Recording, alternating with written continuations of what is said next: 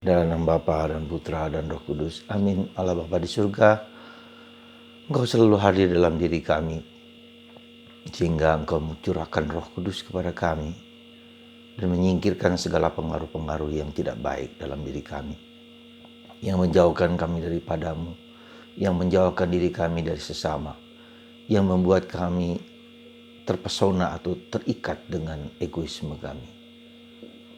Izinkanlah dan biarkanlah kami selalu menyadari kehadiran-Mu, sehingga kehadiran-Mu menguatkan kami, dan Roh-Mu selalu menjaga kami untuk selalu dekat dengan-Mu. Terpujilah nama-Mu kini dan sepanjang segala masa. Amin.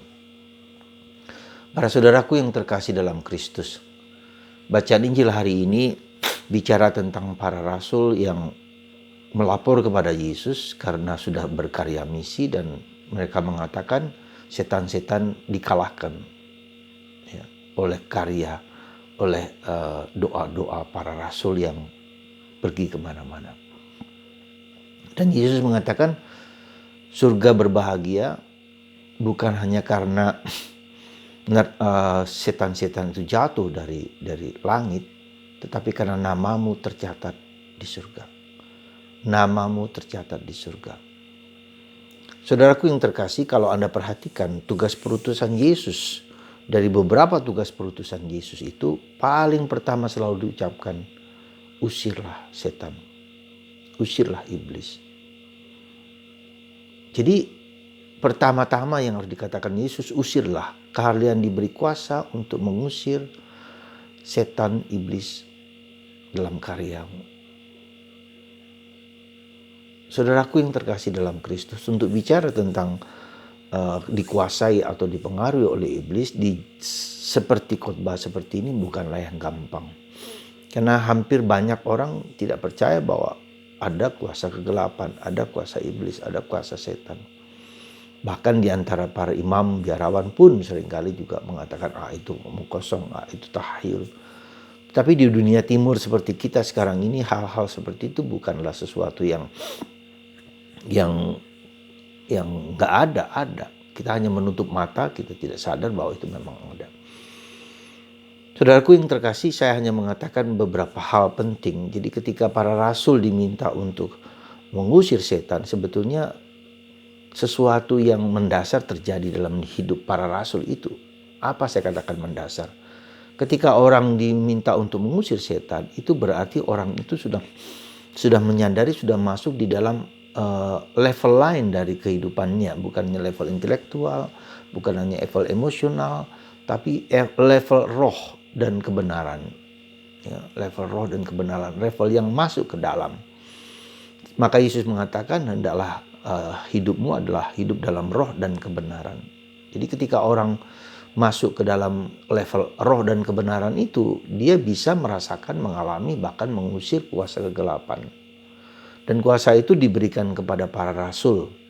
Jadi tidak semua orang bisa melakukan hal tersebut. Jadi meskipun ada orang-orang tertentu yang mendapat karunia yang secara khusus mendapatkan sesuatu karunia roh dari Allah. Saya mau mengatakan ada dua hal penting yang harus kita sadari dalam kehidupan kita. Pertama adalah ketika orang dikuasai oleh iblis atau kuasa kegelapan, dikuasai itu bentuknya apa? Bentuknya adalah kerasukan misalnya kan, berteriak-teriak, lalu berontak-berontak seperti Yesus dengan mengusir setan, orang-orang di Gadara yang diikat, yang berteriak, orang pokoknya kekuatan supranatural yang menguasai orang tersebut. Orang itu tidak lagi seperti bukan dirinya lagi, itu orang yang dikuasai. Nah, kalau itu bisa kita dengan jelas bisa melihat, bisa mengatakan dia dikuasai. Tetapi di zaman sekarang ini bukan hanya seperti itu, bukannya dikuasai, dipengaruhi. Ini jauh lebih berat. Dipengaruhi itu artinya apa? Pertama, orang itu menjadi egoistis, sangat-sangat egoistis. Bisa juga dipengaruhi Orang itu sangat tergantung, entah itu tergantung adiktif, seperti tergantung narkoba, tergantung games, tergantung permainan-permainan, main komputer, main HP, itu ketergantungan yang luar biasa. Keterikatan kepada sesuatu. Entah juga misalnya seks juga. Ya. Jadi egoisme, ketergantungan, adiktif, ya, orang yang keras kepala, orang yang tidak mau mengikuti kegiatan-kegiatan rohani seperti alergi, ya, seperti tidak mau, sungguh-sungguh tidak mau, ya, ya. Jadi ketika dia diadakan doa-doa seperti itu, dia menyingkir seperti panas, tapi tidak kelihatan, ya, dengan diramu dengan berbagai macam kata-kata, dengan segala macam, cuek, orang yang nggak peduli. Nah, kalau Anda melihat beberapa gejala lain, dan itu kemudian keterikatan lagi dalam ketujuh dosa itu. Ya. Jadi orang yang super malas gitu kan, sangat malas. Hanya tidur, hanya main, hanya sukaannya sendiri. Perhatikan itu orang yang dipengaruhi. Lalu orang yang sombong, super sombong, angkuh, arogan, ya nggak peduli dengan orang lain, bisa juga orang yang iri, sangat iri pada orang lain, pada orang kaya, pada orang yang sukses, pada orang apa, ya. Sangat, jadi sangat ekstrim gitu loh, ketika ada ekstrim. Lalu yang keempat, misalnya serakah, sangat serakah. Ya, apa saja diambil gitu loh, jadi nggak peduli kecil, nggak peduli besar, atau siapa saja diambil, serakah. Orang yang kikir, super kikir. Dia tahu, seperti kita lihat Lazarus dengan orang kaya itu, dia bisa kaya, ya, kaya sekali, dan dia bisa memberikan apa yang dia bisa berikan kepada Lazarus di depan matanya, tapi dia tidak mau, kikir.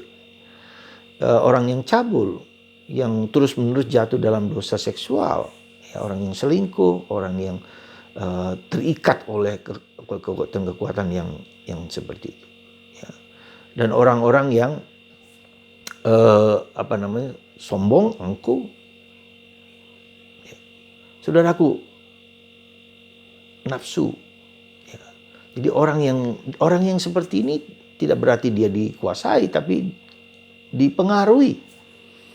Nah, untuk lepas dari ikatan-ikatan itu, jadi kalau kita mengatakan lepas dari kekuatan itu menjadi tidak mudah, maka kenapa orang jauh dari gereja, orang jauh dari Kristus? Karena ada hal-hal yang secara dia tidak dikuasai tetapi dipengaruhi. Nah, coba kita lihat dalam diri kita sendiri, coba kita lihat dalam diri teman kita, orang-orang sekitar kita, apakah menjadi ekstrim, tindakan-tindakan yang perilaku-perilaku yang ekstrim seperti ini. Ya. Nah, ketika itu terjadi, maka mari kita mohon, kita berdoa, entah doa seperti rosario, doa pembebasan dari kuasa-kuasa seperti itu. Entah diri kita sendiri, entah dari orang lain, entah orang di sekitar kita. Ketika ada keterikatan itu tadi, kesombongan, ya, keangkuhan, ya, seperti itu, ya, adiktif, egois. Nah, maka kita mulai sadar bahwa doa kita harus lebih dalam daripada sekedar doa yang kita lakukan secara ritual liturgis, harus lebih dalam. Maka sebetulnya ketika kita mulai sadar, menyadari orang-orang yang dipengaruhi oleh seperti itu, sebetulnya kita sendiri diundang untuk masuk lebih dalam, untuk hidup dalam roh, untuk merasakan Tuhan dalam hidup kita. Jadi hidup doa kita menjadi lebih dalam, kita lebih banyak membaca kitab sabda Allah, kitab suci menjadi sesuatu yang terasakan gregetnya, mengerti lebih dalam. Lalu kita mungkin ada orang yang doa meditasi, doa adorasi. Jadi ada berbagai macam kegiatan yang membawa dia untuk masuk lebih dalam, ya, relasi dengan Yesus, relasi dengan Roh Kudus, ya. Maka saudaraku terkasih, saya memberikan satu tip kecil sebelum kita berdoa. Sekali lagi, sebelum kita berdoa, ya, ambillah rosario, ya, apapun sebelum doa rosario. Doa apa saja, doa rosario, doa apa, biji-biji rosario ini, ya, Anda doakan untuk membuat kita menjadi lebih fokus, lebih konsentrasi. Ya, jangan langsung doa rosario, jangan. Tapi doakanlah 2 kali putaran doa singkat ini. Datanglah Roh Kudus, datanglah Roh Kudus, datanglah Roh Kudus, datanglah Roh Kudus, datanglah Roh Kudus, datanglah Roh Kudus. Dengan biji-biji ini datanglah Roh Kudus, datanglah Roh Kudus, datanglah Roh Kudus. 2 kali putaran sehingga pikiran kita, hati kita, seluruh roh kita, seluruh difokuskan. Maka disebut prayer of recollection. Jadi semua daya-daya kita dimampukan, kita menjadi fokus. Ya. Setelah kita 2 kali putaran sudah menjadi tenang, sudah menjadi nyaman, apalagi kalau kita hirup dengan nafas yang dalam, ya. Kemudian kita mulai doa rosario pelan-pelan, ya, atau doa hening, atau doa diam, atau doa hening, doa diam, lalu baca kitab suci. Terus diulangi setiap kali Anda berdoa, lakukan itu, datanglah Roh Kudus. Itu saja, datanglah Roh Kudus, sehingga kita lebih fokus, lebih konsen, sehingga kita lebih merasakan kehadiran Tuhan di situ, ya. Dan kita bisa merasakan mungkin kekuatan non Kristus, non Allah di situ yang kita rasakan. Maka dalam nama Yesus Kristus, kuperintahkan kau iblis keluar. Saudara, mari kita bersama untuk masuk di dalam hidup doa yang lebih dalam dengan mendoakan pertama-tama, datanglah Roh Kudus, datanglah Roh Kudus, datanglah Roh Kudus. Biji-bijinya itu, datanglah Roh Kudus. 2 kali putaran, jadi 100 kali kurang lebih, datanglah Roh Kudus, datanglah Roh Kudus. Lalu kita konsen, kita fokus. Lalu kita bisa hening, bisa diam, atau melanjutkan doa rosario, atau baca kitab suci. Kita menyadari Roh Tuhan hadir dalam diri kita. Saudara, semoga kita dalam doa kita menjadi lebih serius, lebih fokus, lebih konsen. Dan hidup doa kita akan mendalam. Percayalah. Ya. Dan kalau datanglah Roh Kudus itu Anda praktekkan terus-menerus.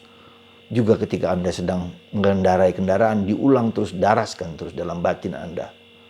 Hidup kita menjadi lebih tenang. Ya, karena Roh Tuhan ada dalam diri kita. Dan daya-daya kita, pikiran, perasaan, kehendak kita tidak lagi terpecah-pecah. Ya, karena kenapa? Salah satu gejala yang nampak dalam dunia yang sekarang ini, kita terpecah. Pikiran kita kemana, perasaan kita kemana, kehendak kita kemana, roh kita kemana. Ya, sehingga tidak fokus. Kita menjadi bingung. Kita menjadi cemas. Kita menjadi khawatir. Karena keterpecahan itu. Nah, untuk mengatasi itu, doalah Roh Kudus. Ulang-ulang terus. 2 kali putaran rosario. Percaya, Anda fokus dan Tuhan akan membimbing Anda untuk melakukan pikiran, perasaan Anda bersatu dengan Tuhan. Dan tahu apa yang harus Anda lakukan hari ini. Semoga kita tidak dikuasai, tapi juga tidak dipengaruhi. Lebih halus, lebih lembut oleh kuasa kegelapan, tapi oleh kuasa Tuhan. Dalam diri Yesus, dalam diri Bunda Maria mendampingi kita. Semoga Tuhan membebaskan Anda, bagi Anda yang mendengarkan ini, dari kuasa, dari pengaruh kuasa kegelapan di dalam diri Anda, di dalam keluarga Anda, di rumah Anda. Lewat tangan hamba-Mu ini. Dalam nama Bapa dan Putra dan Roh Kudus. Amin.